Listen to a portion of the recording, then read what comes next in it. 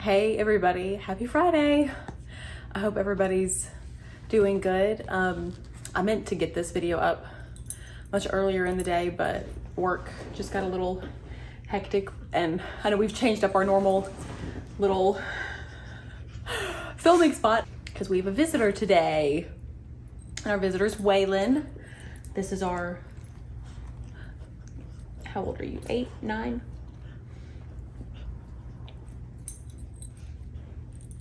Thank you. And he's one of our sweet pups. So, but today, well, first off, what I really want to say is thank you to the BookTube community. Today is my birthday, actually. So that's exciting. And I know I've only been on BookTube for barely more than a month, but it has already been such a light for me and a really fun creative outlet, and I've really enjoyed the conversations I've started to have with people. Everyone has been incredibly kind and welcoming. Booktubers with channels of all sizes have treated me that way, and I'm so thankful, grateful, and just want to put this out as any encouragement to anyone. If you are considering starting a BookTube channel, don't be afraid to do it. I have had nothing but a wonderful experience so far, and I thank all of y'all for that. This has not been the easiest week for me, just for a lot of personal reasons. It's been sad and difficult, and BookTube has been just a nice little reprieve and something I can find some joy and delight in the midst of other circumstances. So yeah, so thank you for helping make my birthday a good day. But since today is the 1st of August, I wanted to film a quick little August pile of possibilities for things I might be reading this month. Now, I don't expect or intend to get to all of these I'm about to show you, but these are some things I'm kind of tossing around as ideas for what I'm going to be reading. And first is Go Down Moses by William Faulkner. Faulkner in August is a BookTube event that's currently going on now that I guess it is August, and Go Down Moses is the community pick that most are reading. And I have never read this by William Faulkner. I'm excited to. This Go Down Moses is a collection of interconnected short stories. I think some people consider it to be a novel, but most, I think, just consider it to be interconnected short stories. And I'm really excited to delve into this, as it kind of also plays along with my Southern summer reads that I've kind of been going through so far. I'm also thinking about rereading To Kill a Mockingbird in that same vein of my Southern summer reads. This would be a reread for me. We read this in high school, of course, but it's one of my favorite novels and kind of holds a little extra. I like reading it at this time of year because it's the start of school again. Where are you going? Are you going to stay there? Thank you. This is just a great Southern novel, touches on a lot of really important themes, and I just kind of like to reread it this time of year sometimes. So I'm thinking about pulling. I actually might see if I can find an audiobook version of this. I've never listened to this on audio before. So if you have and you liked it, let me know if you liked the narrator. But here's another one.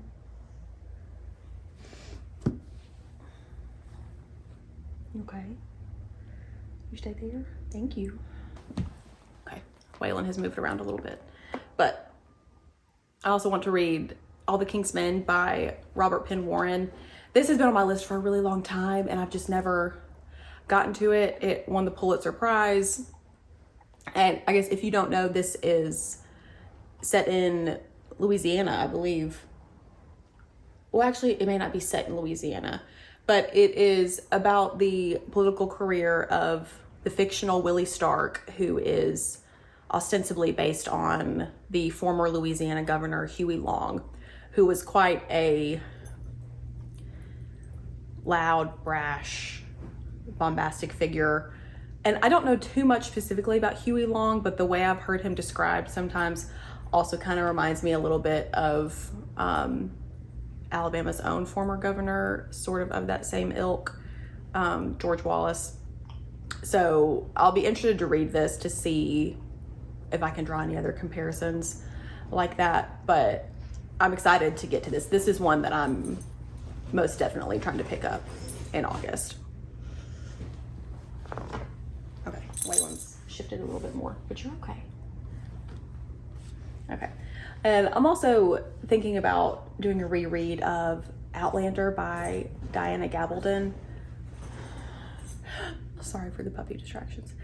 I have read this a couple times in the past, and I have really enjoyed it. And I've read, I think, through book 5 of the series, but I read them a really long time ago, and I really want to finish the series.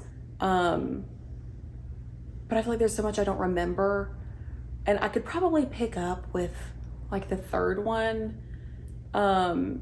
But I also, just kind of for the sake of the channel, want to have maybe a full series of reviews of each of the books. So I'm thinking about just rereading them from the beginning in order to do that. So I don't know, we'll see. If you're not familiar with Outlander, there is a TV adaptation on Stars, but I read Outlander long before that ever came out. But it follows Claire Randall fairly immediately after the end of World War II. She is taking a kind of brief second honeymoon in Scotland with her husband, Frank. And this is not a spoiler. She, through some standing stones, gets transported back approximately 200 years in time. And it follows everything that happens to her there and the new relationships she finds. And I find this to be a really great read. Diana Gabaldon is clearly a very intelligent person, a very intelligent writer. Everything is thoroughly researched and very detailed. And while that may bog down some people, I don't find it to be inaccessible. So I've always really recommended this to people. Okay. And the next one I'm thinking about starting is The Shadow of the Wind by Carlos Ruiz Zafón. I really apologize if I'm mispronouncing this name, but I've had this on my shelf for a little while, and really when I hear people talk about it, they rave about it. But this seems to be a bit of a book about a book, kind of, but also involving a murder mystery, and it's set in 1940s Spain, and it just sounds really exciting and really fascinating. And that's really about all I know about it. I really don't know much, but actually recently the Accidental Bookseller, I'll link his channel down below. He's just started an original tag about 8 books and your memories connected to those books. And this was one of the books he featured, and it really kind of inspired me to pull it back off my shelf. So I'm looking to maybe start this one soon, hopefully in August, but if not in August, I really do want to get to it soon. Another one is The Thorn Birds by Colleen McCullough. I mentioned this in my 10 untouched books tag, and so many people in the comments said that they loved it and remembered it. So I really want to get to this, but it is set in Australia, and it is a family saga covering generations. I think it's supposed to be somewhat romantic and adventurous. So I'm really excited to delve into this one soon, I hope. Okay, and my last 2 are kind of in furtherance of my Arthurian readings that I've kind of been pursuing. The first is The Once and Future King by T.H. White. This is one of the classic retellings that is kind of a must read if you're interested in Arthurian retellings, and I have not. So I need to pull this one down. And I guess I'm kind of excited to read it because I think it's going to be very different than the others that I've read in the past. So that makes me excited because I really do like how there are so many different spins you can put on the King Arthur myth and fable. So excited to pull this one out. The other Arthurian retelling is Fire Lord by Park Godwin. And I think I mentioned this in a little used book haul recently, but I had seen this one recommended somewhere online by a couple people, and then I happened to stumble across it. So I'm excited to read this one. I'm not sure how this one is different than some of the other retellings, other than people saying that it was really good and one of the better modern retellings. I think somebody said that this was their favorite Arthur and their favorite Guinevere. So I'm interested to see how that goes. But yeah, so I don't know much about how it's different than the other retellings. I've just heard it was well done. So excited to kind of add this one to my list. But there is my little pile of possibilities for August. And thank you for sticking around. We'll see what I'm able to get to.